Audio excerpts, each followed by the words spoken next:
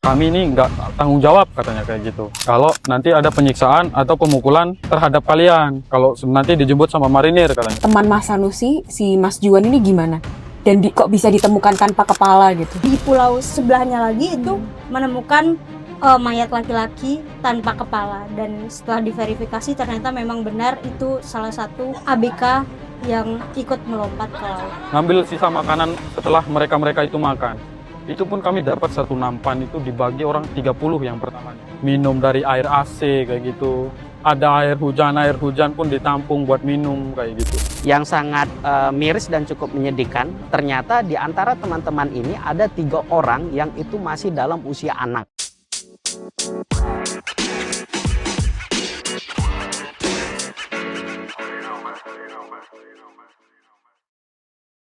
Laut adalah nadi hidup bangsa ini. Tapi di negeri yang katanya maritim, laut kita dicuri dan rakyat kita diperdagangkan dan dipekerjakan secara paksa.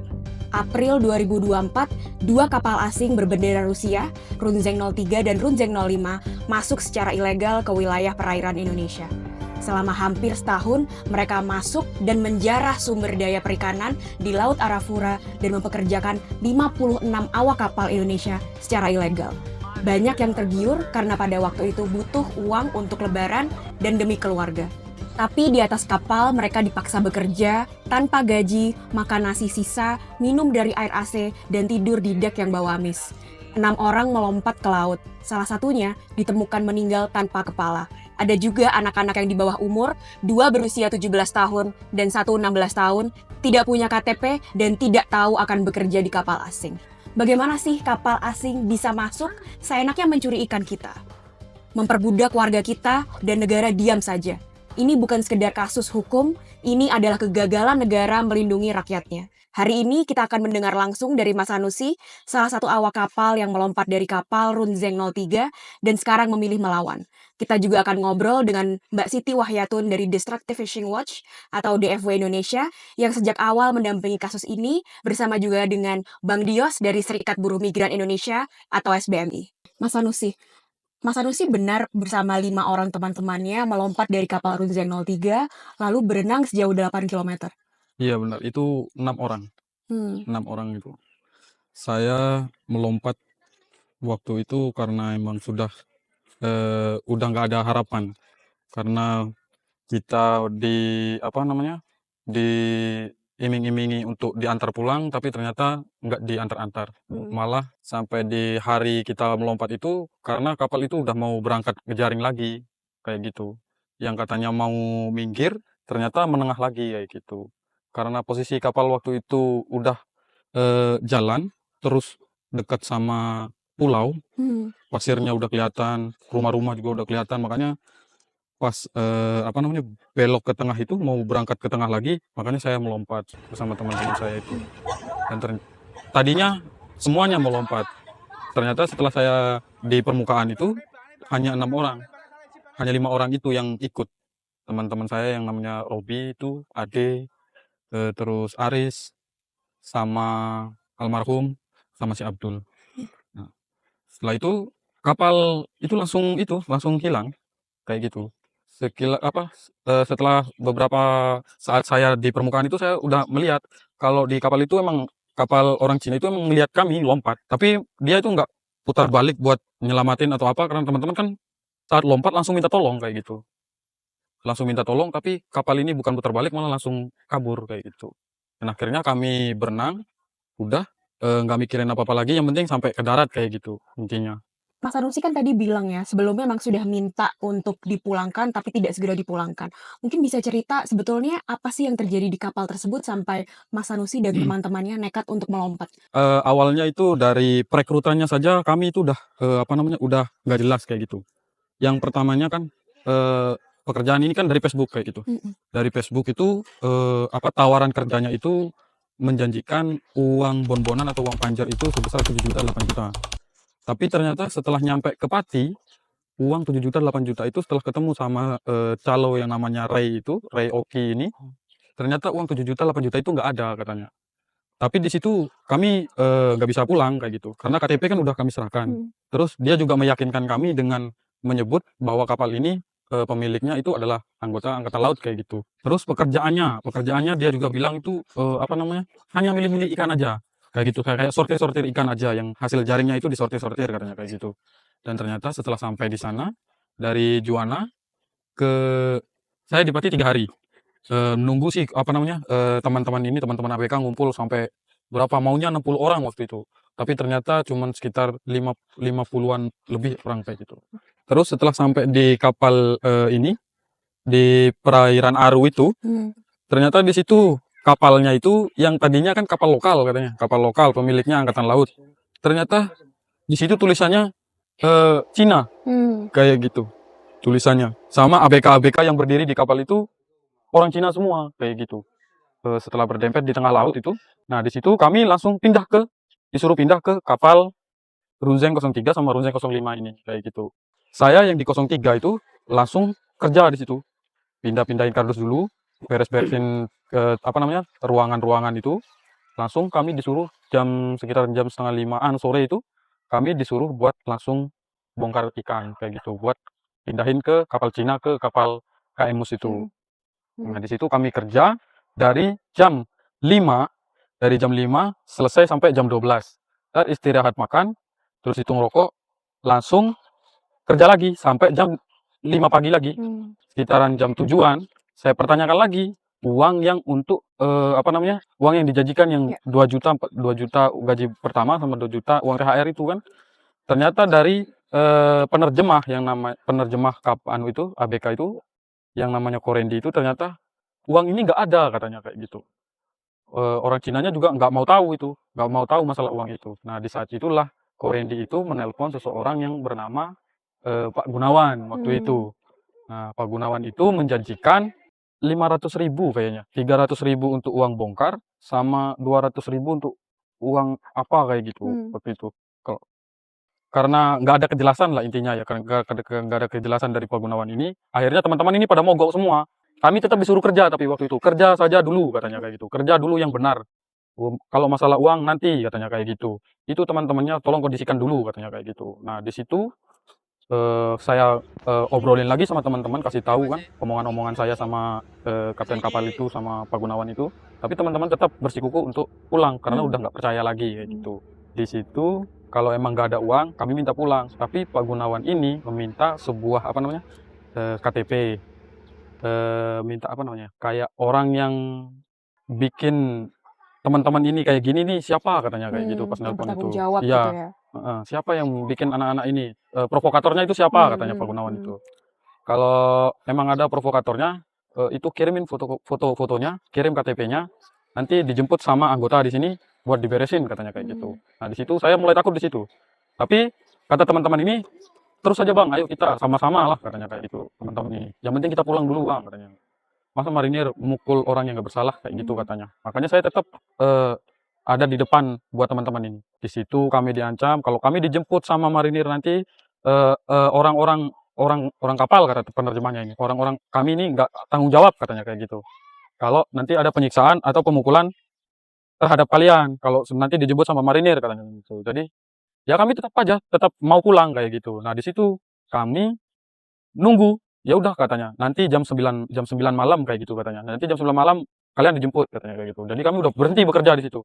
Waktu itu hari kedua, hari ketiga itu kami udah berhenti bekerja. Di hari ketiganya itu karena nggak ada jemputan, kami itu udah siap-siap pakai pelampung untuk lompat pertama kalinya. Tapi di situ KM Mus ini memberhentikan kami dengan iming-iming juga dia bakalan ngantar kami sampai ke Dobo kalau bantu memindahkan ikan yang di kapal Cina itu sampai ke kapal KM Mus ini sampai penuh kayak gitu katanya. Jadi teman-teman itu bersedia waktu itu dengan dengan iming-imingnya si Kapten Mus itu. Tapi di situ kami nggak dikasih makan juga, nggak dikasih makan sama Kapten Mus itu sampai tabung air itu dipaku sama ABK-ABK-nya itu, dipaku, diikat. Nah di situ kami nggak boleh ngambil air di situ. Jadi kami makan itu harus ke kapal Cina. Itu pun kami harus ngambil sisa makanan setelah mereka itu makan. Itu pun kami dapat satu nampan itu dibagi orang 30 yang pertamanya. Yang pertama untuk makan ini 30 orang di situ. Karena saking nggak tahannya mungkin dengan kondisi itu kan, teman-teman ini ada lagi yang lari ke kapal Cina buat kerja lagi kayak gitu. Kami yang masih tinggal 26 orang ini tetap masih di KM Mus waktu itu. Tapi dengan kayak dengan kondisi seperti itu, makan dari sisa-sisanya mereka, minum dari air AC kayak gitu. Ada air hujan pun ditampung buat minum kayak gitu. Nah, di situ karena kami udah kerja di KM Mus, tapi dia apa namanya? Nggak si KM Mus ini bilang malah kalau di tanggal 9 itu ya, pas di tanggal 9 pokoknya. Dia itu bilang malam ini ada apa namanya? Ada kapal sayur yang mau antar ABK katanya kayak gitu. Nanti kalian itu naik ke kapal sayur itu untuk pulang ke darat katanya kayak gitu. Nah, kami tunggu itu. Kami jadinya kerja semangat lagi. Kerja semangat lagi. Tahu-taunya malam pas kapal sayur ini udah sampai, ternyata kami itu nggak boleh ikut sama kapal sayur itu. Katanya dia nggak berani katanya kayak gitu. Jadi ya udah, saya disuruh ngobrol lagi sama Pak Sumarlan yang namanya Kapten KM Mus itu, saya udah nggak mau jadinya waktu itu. Udah jadi apa namanya? Kapal sayur itu ngomong, tapi saya nggak bisa bawa kalian, tapi besok pagi setelah Lebaran katanya kayak gitu. Setelah hari Lebaran, saya mau Lebaran dulu sama keluarga saya. Nanti saya jemput kalian katanya kayak gitu. Ya udah, jadinya kami udah percaya itu. Jadi kami percaya, yang tadinya tas-tas kami udah di kapal sayur itu, udah ada sebagian teman-teman juga udah ada yang turun kayak gitu ke kapal itu. Malah disuruh itu lagi, jadi naik lagi karena omongannya itu. Besok aja saya jemput kalian katanya kayak gitu. Ya udah, jadinya naik lagi ke situ. Tapi di malam tanggal 10 apa namanya, sampai hari Lebaran pun nggak dijemput kan. Lah hari Lebaran itu nggak dijemput, sampai malamnya itu pun nggak ada yang datang.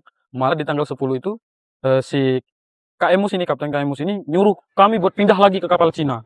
Sedangkan kami itu naik ke sana aja nggak boleh. Ambil makanan aja kami itulah nunggu orang Cinanya masuk dulu. Baru kami diam-diam masuk ke situ ya. Terus kalau udah di dalam baru kami ambil sisa makanan mereka kayak gitu. Jadi makanya tanggal 10 itu kami disuruh naik lagi di kapal Cina itu, ya udah. Pertamanya kami ngelawan dulu, nggak mau. Karena pasti kami akan disuruh kerja ngejaring lagi kayak gitu. Katanya kan ada teman-teman yang bilang ini kapal ini mau ngejaring kayak gitu katanya. Jadi kami nggak mau waktu itu, tapi tetap terus dipaksa dengan alasan ombak besar, jadi nggak bisa mepet di sini kan. Nggak bisa bongkar katanya malam itu. Oh ya udah. Jadi teman-teman ada yang luluh kan karena omongan itu, naik lagi lah ke kapal Cina. Tapi besoknya itu ternyata apa namanya, kapal Cina ini berangkat kayak gitu. Katanya kan ombak itu besar katanya. Jadi dia nyari ombak yang lebih sedang kayak gitu, mau ke pinggir katanya kayak gitu. Ya udah, karena udah minggir, setelah nyampe pinggir malah belok ke tengah lagi dia kayak gitu. Nah disitulah kami lompat jadinya. Mbak Siti, gimana sih sebetulnya dari Mas Sanusi dan teman-temannya yang waktu itu sudah diselamatkan di Pulau Warabal sampai akhirnya kasus ini bisa dilaporkan ke National Fisheries Centers yang di bawah naungan Destructive Fishing Watch Indonesia. Prosesnya seperti apa pelaporan ini? Oke, kebetulan DFW sendiri itu kita ada daerah dampingan, dan di sana kita ada fasilitator lapangan juga gitu di Kepulauan Aru gitu, yang salah satunya Pulau Waralabal ini. Nah di sini mereka yang akhirnya membantu teman-teman Mas Sanusi dan teman-teman untuk melaporkan ke National Fisheries Center. Dan National Fisheries Center ini memang sebenarnya platform yang dikelola oleh DFW gitu, yang di sini pekerja perikanan termasuk keluarganya juga bisa melaporkan kasus gitu, termasuk pelanggaran-pelanggaran yang dialaminya. Nah, kemudian mereka ini ditemukan oleh warga Warabal dengan kondisi yang sudah lemas, dehidrasi begitu, dan akhirnya dibawa ke puskesmas setempat untuk kemudian mendapatkan perawatan. Nah, seperti yang tadi dibilang Mas Sanusi juga gitu, bahwa 15 April tepatnya gitu, 5 hari setelah mereka diselamatkan, itu warga Koijabi di pulau sebelahnya lagi itu menemukan mayat laki-laki tanpa kepala, dan setelah diverifikasi ternyata memang benar itu salah satu ABK yang ikut melompat ke laut. Oke, Bang Dios, sebetulnya kasus seperti ini itu apakah yang pertama kali terjadi di Indonesia atau sebelumnya sudah ada, dan tren-tren kasus yang masuk ke SBM itu seperti apa sih? Apakah ada juga yang seperti ini? Ya, kasus seperti ini itu sebenarnya bukan pertama kali. Jadi tahun 2015 itu pernah ada satu kasus besar gitu yang menggemparkan di Indonesia gitu, tepatnya di Benjina gitu, yang dimana salah satu perusahaan terbesar di sana yang mengelola dan memproduksi ikan gitu, itu melakukan perbudakan dan kerja paksa kepada pada saat itu warga negara asing gitu di wilayah Asia Tenggara yang bekerja di sana gitu. Jadi kasus yang dialami oleh teman-teman ini adalah kalau kita bisa bandingkan dan lihat dari kasus-kasus sebelumnya merupakan salah satu kasus yang terbesar gitu. Karena kita melihat kalau tahun 2015 itu praktiknya bagaimana modusnya gitu perusahaan itu melakukan kejahatan gitu, dan ketika kita bandingkan dengan apa yang dialami oleh teman-teman di KM Mus dan Runjeng itu praktik modusnya itu sangat apa namanya berkembang gitu, yang awalnya teman-teman ini ditawarkan di kapal Indonesia ternyata dipindahkan ke kapal berbendera asing gitu, yang kapal berbendera asing itu pun tanpa ada izin gitu. Itu yang mau kita sampaikan pertama. Lalu kedua, apa yang dialami oleh Bang Sanusi dan teman-teman lainnya gitu, itu merupakan salah satu bentuk kerja paksa, perbudakan, dan telah memenuhi unsur dari perdagangan orang gitu. Jadi kita itu kan punya Undang-Undang nomor 21 tahun 2007 tentang pemberantasan tindak pidana perdagangan orang gitu, yang di dalam undang-undang tersebut disebutkan bahwa setiap orang gitu yang direkrut dengan menyalahgunakan kerentanan, dialihkan, dibawa, dipindahkan dengan cara penipuan gitu, dengan cara kekerasan, dengan cara iming-iming, dengan tujuan dieksploitasi, itu pelakunya harus dihukum karena telah melakukan perdagangan orang gitu. Jadi apa yang dirasakan dan disampaikan oleh Bang Sanusi tadi, bagaimana dia direkrut dan bekerja itu hanya secara lisan gitu. Bahkan teman-teman ini kita ketahui bekerja tanpa kontrak kerja gitu, karena kita tahu peraturan kita dan semua sektor apapun kalau kita bekerja pasti ada kontrak kerja atau perjanjian kerja. Teman-teman ini tidak dilengkapi dengan itu. Teman-teman ini juga tidak memiliki jaminan sosial atau asuransi gitu. Jadi teman-teman ini bekerja hanya modal KTP gitu. Jadi dari situ aja kita sudah lihat bahwa modusnya ini sangat-sangat apa yang dilakukan adalah sangat-sangat informal gitu. Tapi ketika teman-teman ini dipindah, dialihkan ke kapal Runjeng 03 gitu dan Runjeng 05 yang dimana itu di kapal asing, itu baru pertama kali ini kita temukan gitu. Jadi ini merupakan salah satu kasus besar dari identifikasi yang sebelumnya pernah kita lihat gitu. Dan yang sangat miris dan cukup menyedihkan, Mbak Filja, ternyata di antara teman-teman ini ada 3 orang yang itu masih dalam usia anak gitu.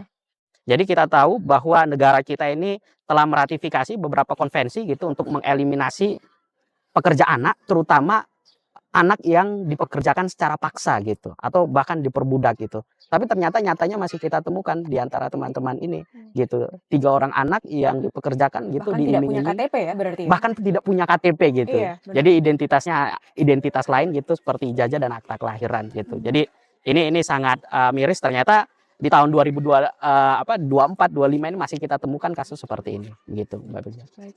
Mas Sanusi, yang saya dengar itu kan ada temannya Mas Sanusi yang mengalami kecelakaan kerja. Mungkin boleh diceritakan kejadiannya seperti apa, dan memang pemindahan ikan-ikan dari kapal Runjeng ke KM Mus ini sebanyak apa sih? Seberapa banyak ikan yang harus dipindahkan? Oh, waktu itu apa namanya? Teman waktu itu ada kecelakaan kerja, iya emang. Itu dari teman saya yang dari Jogja apa ya? Jogja, orang Jogja kayaknya. Iya. Itu kena balok es kayak gitu. Kena balok apa namanya? Balok ikan itu. Ikan yang udah dipak itu udah dikarungin, jatuh, ngenai kepalanya sampai bocor. Nah, di situ saya suruh dia naik ke atas untuk diobatin. Tapi ternyata kepalanya itu cuman diguyur pakai alkohol, terus ditutup, cuman itu aja. Yang untuk pengobatan lainnya nggak ada, cuman itu aja dikasih kopi itu. Makanya di situ semuanya juga udah, wah ini udah nggak bener ini kayak gitu. Pengobatannya aja nggak ada, kamar mandi nggak ada, WC nggak ada, air bersih nggak ada kayak gitu. Jadi wah ini udah kapal nggak ini, dibilang kayak gitu sama teman-teman. Ya udah, jadinya udah pada karena kondisi seperti itu, bongkar itu untuk masalah bongkar ikan ini itu waktu itu 200 ton lebih jumlah ikan yang harus dibongkar. Sedangkan kami kerja itu selama di situ kerja itu baru bongkar 100 ton lebih. Pokoknya semua yang kami udah bongkar ke KM Mus itu. Kalau sebetulnya Mas Sanusi ini direkrutnya tadi sempat disebutkan ya, kalau direkrut lewat Facebook gitu. Tapi awal mula bertemu dengan kapal Cina itu seperti apa? Taunya waktu itu kerjanya akan di kapal Iya. apa? waktu itu kami direkrut itu untuk dipekerjakan di kapal jaring ikan lokal katanya Oke. kayak gitu. Jaring ikan lokal. Nah, tapi setelah di Pati itu seperti itu juga pemberitahuannya sama si calo ini yang Rea Maoke ini. Ini kapal ikan jaring lokal, terus pemiliknya itu angkatan laut katanya kayak gitu. Makanya kami percaya. Tapi ternyata setelah sampai di sana, kapal besar, emang dia ngomongnya kapal besar kayak itu, kapal besi. Tapi pemiliknya angkatan laut. Berarti kan masih kapal lokal kayak Iya. gitu. Tapi ternyata setelah di sana itu tulisan Cina, ABK yang berdiri ABK Cina semua waktu itu. Jadi semua udah bilang, wah ini udah nggak benar kayak gitu. Nah, tadi Mas bilang ya kalau yang lompat tuh ada 6 orang. Mm. Itu apakah selamat semua atau gimana? Yang 6 orang itu, yang selamat itu cuman ada 5. Salah satu korban itu yang teman saya dari Binjai, namanya Juan. Sebutannya Juan. Tapi waktu di kapal kami nggak tahu namanya siapa. Kami cuma nyebut daerah asal aja waktu itu. Kami sebut dia Binjai, Binjai aja kayak gitu. Kami nggak tahu nama aslinya siapa kayak gitu. Tapi setelah kami ditual baru tahu namanya. Nah itu pun almarhum setelah lompat aja itu, setelah kami lompat itu, setelah diselamatkan, itu dia 5 hari baru ketemu. Dia 5 hari ketemu, itu pun nggak ada tim SAR, nggak ada apalah. Pokoknya yang kayak di luar kan langsung ada tim SAR pencarian apa, itu di situ nggak ada. Kami waktu itu cuman sampai di darat, setelah pelaporan itu cuman kami ngelihat ada salah satu pegawai PSDKP yang lagi liburan, itu pun lagi liburan, alhamdulillahnya. Itu orang itu lagi bapak itu lagi bertugas di lagi libur lebaran, bapak PSDKP 1 terus ada pos tentara, jadi banyak tentara di situ. Jadi kami langsung diamankan sama tentara-tentara di sana kayak gitu. Itu penemuan jenazahnya teman Mas Sanusi, si Mas Juan ini gimana? Dan kok bisa ditemukan tanpa kepala gitu? Saya udah 5 hari di Muara Abal itu. Jadi Karena diselamatkan. Iya diselamatkan oleh tentara oleh kapal ini Porsen ini, Iya. dibawa ke Pulau Muara Abal itu. Nah di situ saya karena saya waktu itu diselamatkan kan kondisi saya kan lagi kritis kayak gitu. Saya sempat diimpus waktu hari pertama itu. Terus karena berhubung di situ ada pos tentara, jadinya waktu itu langsung bapak-bapak tentara itu yang yang langsung ngurus kami semua di situ, yang 5 orang selamat ini. Sampai di hari itu pun langsung kami diwawancara kayak gitu. Saya masih bisa kasih kesaksian, kasih keterangan waktu itu. Masih bisa sempat lah ngasih keterangan ke bapak tentara itu, terus divideoin semua. Nah jadinya waktu itu yang 20 orang itu pun langsung dijemput katanya kayak gitu. Karena malam itu kan saya masih nggak terlalu fit kan. Jadi ternyata si Condro kapal sayur itu datang malam itu ke situ, mau jemput kami, katanya kayak gitu. Salah satu teman saya bilang kayak gitu.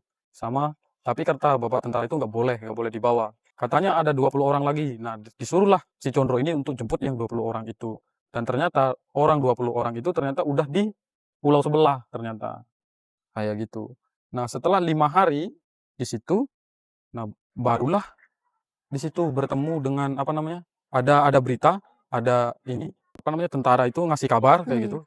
Ini benar nggak teman kalian ini? Katanya di pulau sebelah itu ada penemuan jenazah katanya kayak gitu. Benar nggak ini teman kalian atau bukan kayak gitu? Setelah kami lihat fotonya, ternyata pakaian, celananya, terus baju hodinya itu kayak gitu, jaket hodinya itu. Nah, disitulah itu emang benar teman kami dengan kondisi tanpa kepala. Dilihatkan fotonya ya? Dilihat foto saja kayak gitu. Tapi kan celananya, bajunya di hari pertama di hari terakhir waktu kita lompat itu kan emang itu bajunya kayak gitu. Jadi udah itu emang benar itu teman saya itu si Juan itu waktu itu. Tapi kami nggak tahu namanya kan waktu itu. Setelah itu karena malam itu kami sempat minta ke bapak tentara itu ke aparat desa supaya almarhum itu dibawa ke Warabal, tapi nggak bisa katanya. Karena kendala transportasi waktu itu alasannya kayak gitu. Jadi kami hanya soalnya dari pihak sana juga yang menemukan mayat katanya sedang di di proses pemakaman kayak gitu ya, langsung dimakamkan katanya kayak gitu. Jadi ya kami udah merasa tenang kayak gitu.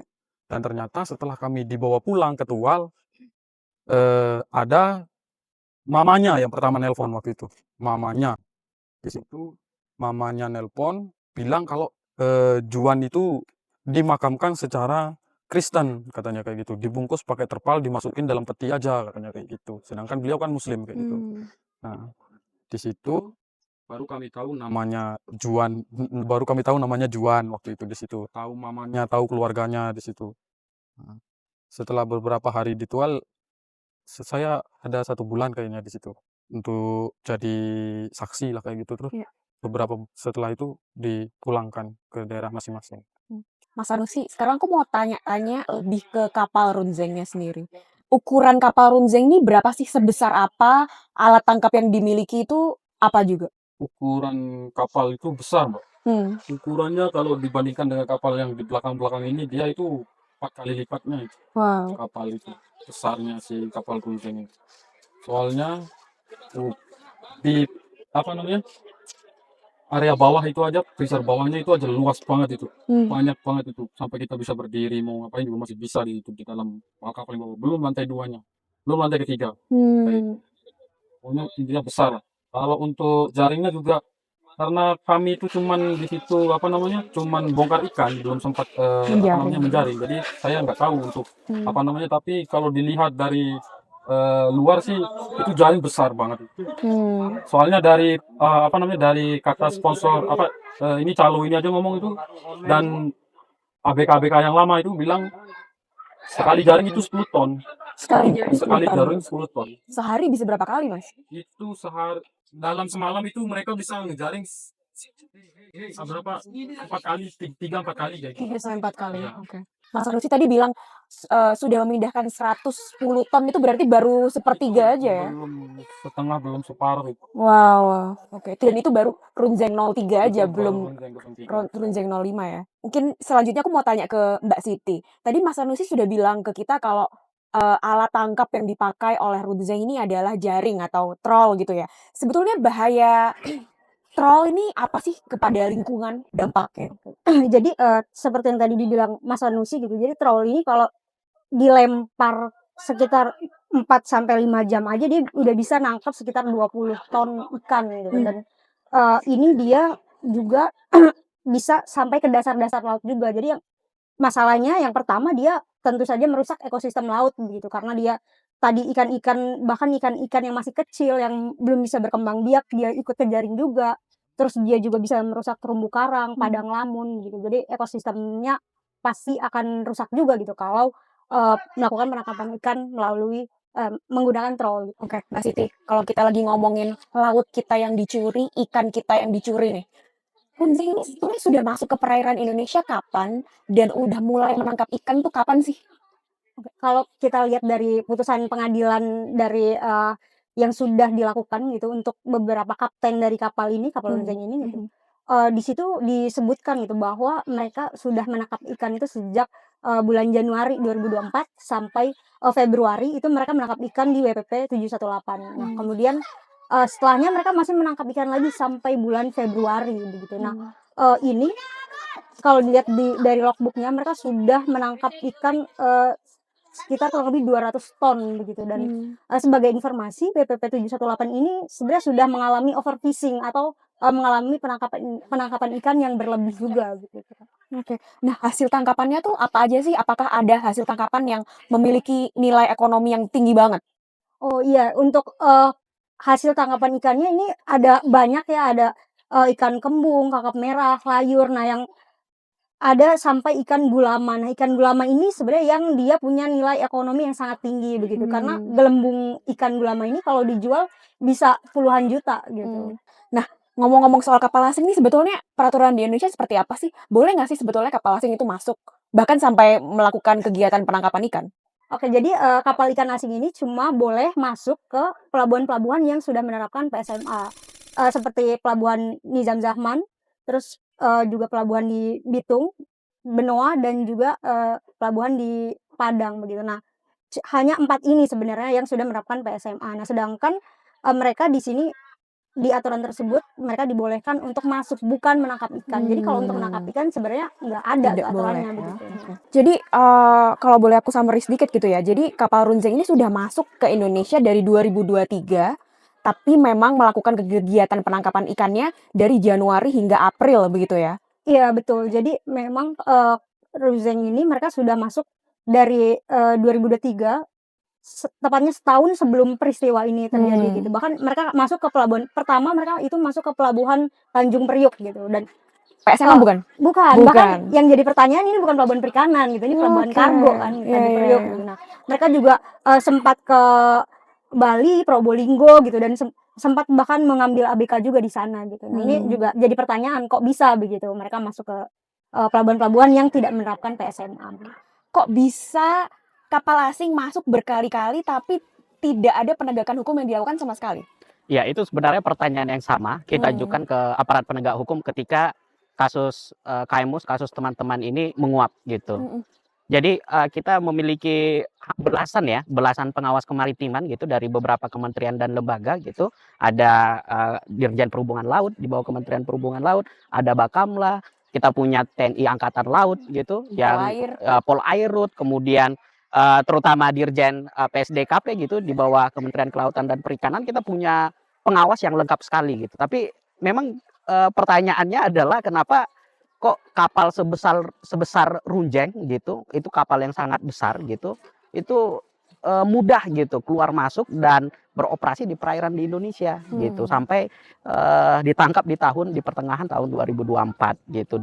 Dan yang cukup mengenaskan memang di 3 putusan pengadilan gitu yang sudah diadili di Pengadilan Negeri Tual gitu, kita membaca dan melihat dari keterangan saksi-saksi bahwa saksi yang penyewa kapal KM Mus ini sebenarnya awalnya ragu gitu, menurut keterangannya, untuk melakukan alih muat gitu ke kapal asing ini. Dan di dalam putusan itu dia sebutkan karena dia ragu, maka dia mencoba berkomunikasi gitu dan meminta arahan kepada salah satu petinggi di satu kementerian gitu. Dan salah satu petinggi ini menyatakan dan memperbolehkan dan mempersilahkan gitu di dalam putusan pengadilan tersebut. Namun sayangnya memang apa yang disampaikan oleh saksi ini mengenai persetujuan dan yang memperbolehkan melakukan alih muat ke kapal asing itu tidak ditelusuri lebih lanjut oleh jaksa penuntut umum, dan orang yang disebut atau pejabat tinggi yang disebut itu juga tidak dipanggil ke pengadilan untuk diklarifikasi dan dimintai keterangan lebih lanjut apakah yang disampaikan oleh saksi ini itu benar atau tidak. Yang cukup mengejutkan juga, si saksi menyampaikan bahwa ketika persetujuan itu disampaikan oleh pejabat tinggi salah satu kementerian tersebut, ada 2 perwira menengah gitu dari lembaga salah satu institusi keamanan nasional kita gitu yang mengetahuinya gitu. Dan salah satu yang menarik juga di dalam putusan pengadilan tersebut, bahwa saksi tersebut atau si penyewa kapal tersebut menyampaikan keterangan bahwa pernah dimintai titik koordinat kapal tersebut KM Mus gitu oleh salah satu perwira tinggi gitu, perwira tinggi di institusi keamanan nasional kita gitu. Yang lagi-lagi cukup disayangkan, informasi yang disampaikan di pengadilan ini itu tidak ditindaklanjuti oleh jaksa penuntut umum gitu untuk dipanggil orang yang bersangkutan gitu, perwira tinggi tersebut, untuk diklarifikasi, dimintai keterangan dan atau tidaknya. Jadi kita melihat bahwa dunia kelautan kita ini sangat gelap, Mbak Filja. Bahkan kita sama-sama tahu gitu bahwa kebijakan-kebijakan pemerintah kita selalu memunggungi laut gitu. Akhirnya apa yang terjadi? Ikan kita dieksploitasi gitu, laut kita dicuri, roh dan raga para pekerja kita, teman-teman kita, saudara kita juga dieksploitasi gitu dan diperbudak. Sekarang mau pindah ke Mbak Siti sebentar nih. Tadi sempat disebut kalau oleh Mas Sanusi ya, pertama itu bekerja di KM Mus, tapi lalu dipindahkan untuk bekerja di Runzeng. Ternyata KM Mus ini tuh juga dirental oleh orang lain. Yang aku ingin tanyakan tuh sebetulnya memang semudah itukah merental sebuah kapal di Indonesia? Jadi di beberapa pelabuhan merental kapal ini sebenarnya semudah kita mau merental motor gitu. Jadi tanpa adanya surat atau perjanjian formil. Nah, itu sering kali terjadi gitu. Dan padahal di aturan yang ada saat ini, kalau kapal collecting atau kapal penampung ikan itu hanya boleh mengambil ikan dari kapal-kapal yang sudah ada izinnya atau yaitu sudah ada surat resminya. Sedangkan ini aja rentalnya saja mereka hanya berdasarkan asas saling percaya aja begitu. Nah, ini juga yang sebenarnya sangat disayangkan gitu dari sistem yang ada di bisnis perikanan di perairan Indonesia begitu. Oke, aku tuh menangkap ada pola-pola yang sama gitu yang terjadi. Mas Nusi tadi bilang bahwa, dia pun, mendaftar untuk bekerja itu hanya menggunakan KTP gitu ya, tidak diberikan kontrak sama sekali. Begitu juga dengan sistem perentalan kapal yang terjadi. Nah, ini ada pola-pola yang memang sengaja tidak diformalkan. Sebetulnya apa sih yang dicari gitu? Kenapa kerja-kerja yang berkaitan dengan kelautan, perikanan itu banyak sekali pola-pola yang tidak formal seperti ini? Sebetulnya ini menguntungkan siapa sih? Kalau kita lihat ya, banyak hal-hal yang sengaja mungkin ya, mungkin sengaja nggak diformalkan dalam hal ini tadi rental kapal, terus, PKL ya, perjanjian Mhm. kerja lautnya juga nggak diformalkan. Nah, ini kerentanan ini bisa kita lihat malah dimanfaatkan gitu. Salah satunya di dalam kasus ini begitu, karena nggak ada bukti yang konkret, jadi nggak ada bukti, nggak ada hitam di atas putih, jadi pertanggungjawabannya kita nggak tahu mau nuntut ke siapa gitu, karena nggak ada bukti, nggak ada perjanjian dan lain sebagainya gitu. Nah, ini tentu saja dimanfaatkan oleh, pemilik modal gitu, yang juga, pastinya mereka mendapatkan keuntungan yang paling besar di sini. Sedangkan, teman-teman ABK, terus, teman-teman lain mungkin yang punya kapal ini semakin rentan lagi karena nggak ada bukti konkretnya, nggak ada, surat resminya, jadi mereka, semakin rentan dan hal ini dimanfaatkan gitu oleh, pemilik modal atau ya beneficial Beneficial owner owner-nya ya? Iya. gitu. Iya. Bang Dias gimana Iya, tanggapannya? jadi, melanjutkan tadi yang disampaikan Kak Siti, memang praktik-praktik seperti ini banyak dalam kasus yang kita temukan bahwa sengaja untuk dinormalisasikan, untuk mengaburkan gitu dan melepaskan tanggung jawab pidana gitu atau tanggung jawab ketika si korporasi ini tadi kalau Kak Siti bilang beneficial ownership-nya itu melepas tanggung jawabnya. Jadi nggak bisa diminta tanggung jawabnya. Karena apa Mbak Pilja, ini terlihat juga dalam kasus yang KM Mus dan kapal runceng tersebut gitu di Pengadilan Negeri Tual itu ada 3 perkara yang sudah berkekuatan hukum tetap gitu. Yang sangat sayangnya 3 perkara itu yang dihukum adalah yang pertama nakoda KM Mus, yang kedua nakoda kapal runceng 03 dan yang ketiga itu nakoda KM Yulian gitu. Yang dimana tiga-tiganya ini nakoda ini adalah pekerja Operator. gitu, operator dan Iya. pekerja gitu. Yang dia melakukan sesuatu gitu, kapal bergerak 1 sentimeter aja itu pasti ada permintaan dari perusahaan gitu atau pemilik kapal gitu ataupun beneficial ownership-nya gitu. Jadi kapal mau mengarah kemana, aktivitas apa yang dilakukan itu mereka bukan berdasarkan kewenangannya Kemauan sendiri gitu, ya? bukan karena kemauan sendiri, tapi ada orang yang nyuruh. Nah, pertanyaan kita pada saat ini Mbak Pilja, aktor-aktor yang besar gitu, aktor-aktor besar yang terlibat dalam praktik eksploitasi laut dan eksploitasi kerja di dalam kasus KM Mus dan Runceng ini, kemana gitu? Kenapa tidak tersentuh oleh hukum gitu? Baik IU fishing-nya gitu, pelanggaran tindak pidana perikanannya, dan perdagangan orangnya. Yang sampai sekarang kasus perdagangan orangnya juga itu belum nampak sampai di mana perkembangannya gitu. Bang Dias tadi sebetulnya udah spill-spill sedikit ya bahwa sudah ada penegakan hukum yang terjadi, untuk kasus IUU Fishing-nya gitu dan tadi spill sedikit bahwa ada juga aspek perdagangan manusia yang terjadi di dalam kasus Runzeng ini. Mungkin bisa dijelaskan sedikit di aspek perdagangan manusianya ini so far progresnya gimana nih atau historinya gimana? Dari tahun berapa gitu? Ya, jadi ketika kasus ini terkuak gitu dan kita tahu bahwa Polda Maluku itu melakukan penyelidikan gitu, baik berkaitan dengan pelanggaran atau tindak pidana perikanannya dan tindak pidana perdagangan orangnya gitu. Kalau sebelumnya kita menyampaikan bahwa tindak perikanannya sudah ada putusan pengadilannya, Ya. ini yang cukup bermasalah terkait dengan tindak pidana perdagangan orangnya yang sampai sekarang itu kasusnya tidak memiliki progres yang signifikan gitu.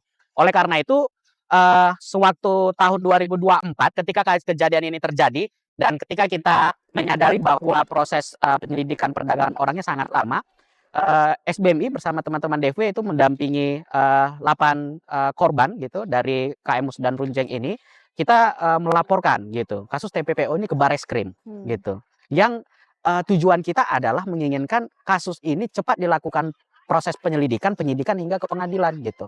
Karena apa? Karena yang pertama bahwa tindak kejahatan ini itu sangat-sangat mengerikan gitu Dan yang kedua, tidak ada alasan sebenarnya bagi aparat penegak hukum untuk mengundur-ngundur gitu tanpa kepastian informasi kepada kawan-kawan korban gitu. Nah, setelah kita melaporkan ke Bareskrim, kita telah menghadiri gitu beberapa kali panggilan Bareskrim untuk diperiksa teman-teman saksi korban gitu. Tapi cukup disayangkan, Maret 2025 lalu kasus yang kita laporkan di Bareskrim itu dilimpahkan ke Polda Maluku kembali. Yang kita tahu bahwa di Polda Maluku itu sampai saat ini prosesnya itu tidak terbuka, dan teman-teman korban gitu yang masuk ke dalam berkas itu juga tidak mengetahui progresnya sampai mana gitu. Sehingga kita sampai saat ini cukup ragu gitu, di mana komitmen aparat penegak hukum untuk menuntaskan kasus perdagangan orang ini gitu. Sekitar bulan November 2024 itu tepat setelah beberapa bulan pelaporan kita Bareskrim, salah satu saksi korban itu dihubungi oleh salah satu pelaku perekrut yang kita laporkan ke Bareskrim untuk menawari kembali kepada korban suatu pekerjaan di kapal penangkap ikan. Wow. Ini kan cukup disayangkan ya, artinya selama beberapa bulan gitu dari kita melapor itu di sekitar bulan Juni, perekrut itu menghubungi saksi korban menawarkan pekerjaan itu di bulan November gitu. Bayangin selama jangka beberapa bulan itu Tidak ada yang polisian dilakukan. ngapain gitu? Iya. Kok perekrut masih masih bebas berkeliaran Dan gitu. bahkan aktif merekrut gitu Dan ya. aktif merekrut gitu. Nah, itu yang sangat cukup kita sayangkan gitu. Jadi kita bisa lihat ini cukup timpang ya untuk pengadilan tentang IUU fishing-nya sudah dipidana 3 orang, itu pun cuma sampai level kapten gitu ya, nggak sampai beneficial owner, tapi perdagangan orangnya maju aja kasusnya enggak gitu kan. Progres aja sangat minim gitu ya. Iya, itu jadi seakan-akan membuat kita berpikir seperti ini, Kak Filja. Apakah pemerintah kita ini, negara kita ini lebih memikirkan gitu atau lebih memprioritaskan gitu kerugian ekonomi karena penangkapan ikan ilegal dibandingkan kerugian saudara-saudara kita yang sudah dieksploitasi gitu. Kalau kita lihat putusan pengadilan perikanan itu ya Kak Siti, itu para pelaku itu hanya dihukum karena surat persetujuan berlayarnya kedaluarsa gitu. Betul. Tidak aktif Soal lagi. perizinan. Cuma hanya soal perizinan gitu. Padahal kita tahu ada banyak tindak pidana perikanan di sana yang terjadi gitu. Jadi yang mau kita sampaikan adalah bahwa tidak hanya pada proses pelaksanaan atau penegakan hukumnya, dari segi struktur dan substansi hukum yang ada di undang-undang kita sekarang ini pun itu menurut kita belum mampu gitu untuk mengungkap gitu kejahatan-kejahatan di perikanan gitu ketika suatu kejahatan besar itu terjadi gitu. Jadi dari sisi hukumnya sendiri juga masih belum mampu untuk mengupayakan transparansi sehingga beneficial ownership ini benar-benar terlihat dan bisa mempertanggungjawabkan kegiatan mereka gitu ya. Iya, artinya Kak Filja bahwa kejadian-kejadian seperti ini ke depannya Kemungkinan akan terjadi kembali. kemungkinan akan terjadi kembali. Kenapa? Karena pemodalnya gitu, orang yang menggerakkan bisnis ini itu nggak tersentuh gitu dan nggak merasakan diberikan hukuman gitu. Benar. Artinya mereka merasa tidak bersalah dan tidak ada efek jerah. Tidak juga. ada efek jerahnya di situ. Oke. Bang Dios tadi kan di awal sempat menyebutkan kalau kasus ini bukan kasus pertama kalinya. Di tahun 2015 sudah ada Benjina nih. Tapi masa sih dalam 10 tahun ini belum ada kemajuan dari pemerintah Indonesia untuk bisa memperkuat perlindungan terhadap pekerja perikanan nih? Emang apa kita separah itu sampai ini harus terjadi Benjina yang kedua? Iya, jadi kalau kita mau mengingat kembali, setelah kejadian Benjina tersebut, pemerintah itu melalui Menteri KKP itu mengeluarkan beberapa peraturan menteri yang berkaitan dan memastikan bahwa sektor perikanan kita itu benar-benar berjalan gitu berdasarkan bisnis dan hak asasi manusia gitu. Jadi proses bisnis yang menghargai hak asasi manusia gitu. Nah, tapi lagi-lagi itu tidak terimplementasikan dengan baik. Sekitar tahun 2017 gitu dan sekitar tahun 2020-2021 itu beberapa kali Menteri Ketenagakerjaan kita juga berjanji untuk memastikan adanya pelindungan pekerja di sektor kelautan dan perikanan melalui ratifikasi ILO 188 gitu yang mengatur tentang pekerjaan dalam penangkapan ikan. Tapi lagi-lagi itu hanya sekedar janji gitu. Sampai sekarang konvensi ILO 188 tersebut tidak kunjung diratifikasi gitu. Jadi kenapa kita dari kelompok masyarakat sipil selalu mengingatkan kepada pemerintah dan selalu menagih janji dari pemerintah segera ratifikasi ILO 188 gitu. Karena ini penting Untuk apa? Untuk mengeliminasi, untuk mencegah apa yang terjadi oleh Bang Sanusi dan kawan-kawan tadi, gitu. Misalnya ILO 188 itu memastikan proses perekrutan itu terjadi secara institusional gitu. Artinya apa? Dilakukan oleh perusahaan. Supaya apa? Supaya ada transparansi, supaya ada akuntabilitas gitu. Tidak seperti apa yang dirasakan oleh teman-teman. Bang Sanusi tadi cerita direkrutnya tahu informasi kerjanya dari Facebook gitu. Dokumennya hanya modal KTP gitu. Kemudian yang selanjutnya ILO 188 itu memastikan bahwa negara dan pebisnis gitu, pemilik kapal gitu, itu harus memenuhi semua standar dokumen kerja, harus memenuhi semua standar norma-norma fundamental ketenaga kerjaan gitu. Termasuk bagaimana di kapal itu dijamin bahwa tempat tinggalnya layak gitu. Tadi seperti yang disampaikan Bang Sanusi, di kapalnya overcrowded gitu, tempat tidurnya overcrowded dan tidak punya toilet, tidak punya kamar mandi gitu. Kemudian ILO 188 ini memastikan juga ada jam kerja, jam istirahat yang layak gitu. Jadi teman-teman seharusnya tidak bisa dieksploitasi. Kemudian keselamatan dan keamanan kerja. Nah, ini penting gitu. Tadi kalau cerita yang kita dengarkan ada salah satu teman Bang Sanusi gitu, salah satu awak kapal itu tertimpa gitu, kecelakaan kerja, tertimpa batu es, kepalanya berdarah. Apa yang dilakukan hanya dikasih alkohol sama bubuk kopi gitu. Padahal bubuk kopi itu untuk diseduh, untuk diminum gitu. Bukan untuk obat, bukan ya? untuk mengobati seseorang gitu. Ini kita bisa melihat bahwa hampir banyak kapal-kapal di Indonesia itu secara K3-nya dan secara layanan akses kesehatannya untuk terjadinya kecelakaan kerja itu nggak memadai. Nah, ketika kita pemerintah Indonesia gitu itu meratifikasi ILO 188 itu akan dijamin gitu, akan terstandarisasi gitu. Oleh karena itu ada satu gerakan jejaring bernama Tim 9 itu selama 5 tahun ke belakang itu telah melakukan advokasi terkait dengan konvensi ILO 188 ini gitu. Jadi kita selain memastikan standar itu kita juga meminta bahwa supervisi, inspeksi terutama pengawasan ketenaga kerjaan itu dilakukan gitu yang dijamin oleh dan distandarisasi oleh ILO 188. Oke, Mbak Siti, aku mau nanya, sebetulnya yang dibahas oleh Bang Dios tuh adalah adanya kekosongan hukum gitu ya, yang tidak pernah meningkat dari 10 tahun yang lalu sehingga kasus ini terjadi lagi dan menurut beliau kita nih harus segera meratifikasi perjanjian yang namanya ILO C188. Tapi aku ingin tanya, menurut Mbak Siti sendiri, kekosongan hukum tentang penempatan dan perekrutan di Indonesia tuh separah apa sih, Mbak? Dan temuan NFC seperti apa nih?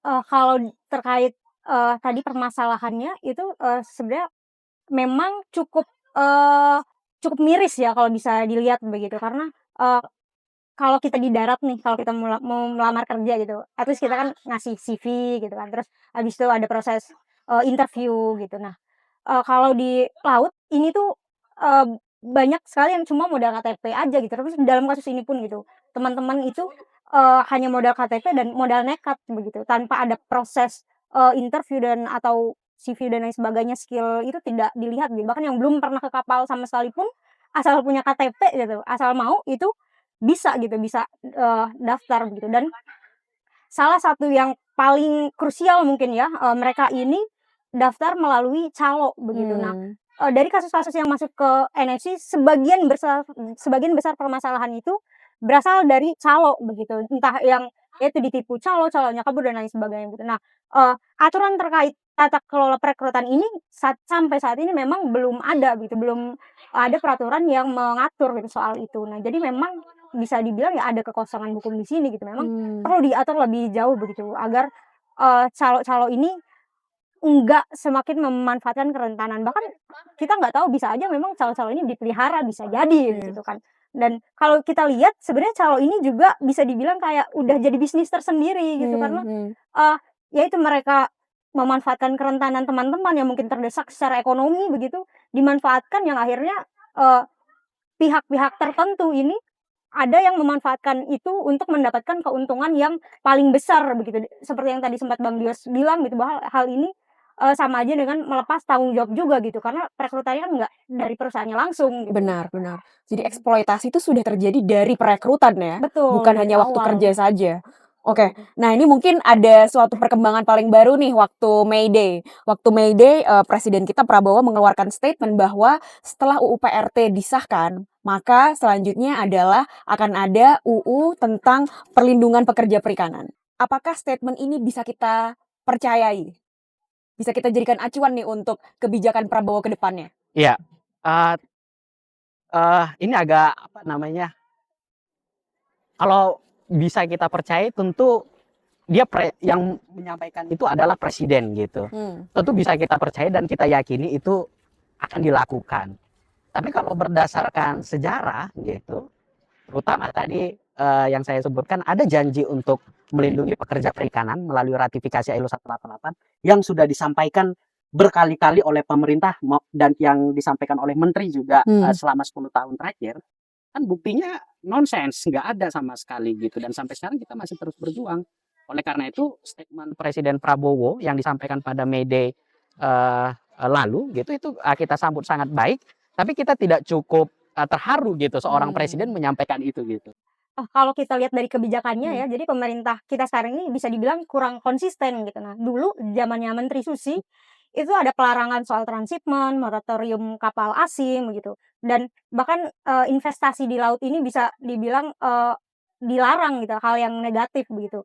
Nah, sedangkan sekarang bisa dibilang laut kita ini kayak mau dijual gitu. Kalau dilihat ini tuh sejak Undang-Undang Cipta Kerja gitu. Nah, di Undang-Undang Cipta Kerja ini juga bisa kita lihat bahwa orientasinya itu ke investasi. Nah, termasuk di PP soal PIT atau pelarangan ikan terukur. Nah, di sini juga disebutkan itu ada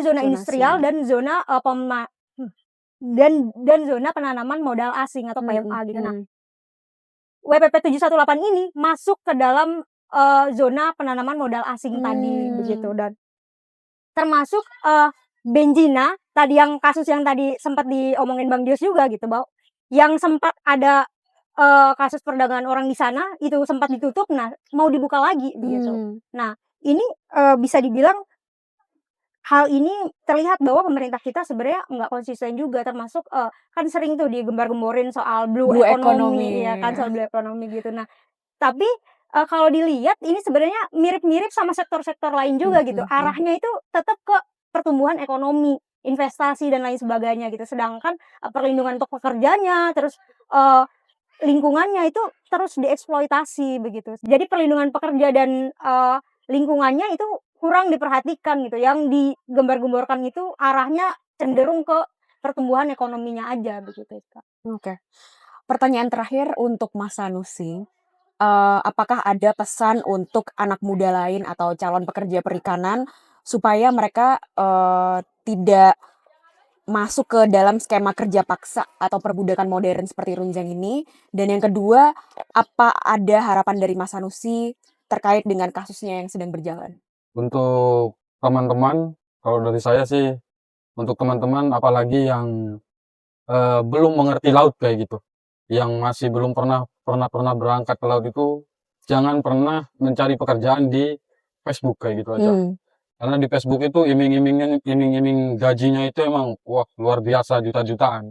Tapi setelah nanti dijemput travel itu, dijemput penjemputnya itu udah beda lagi cerita di sana.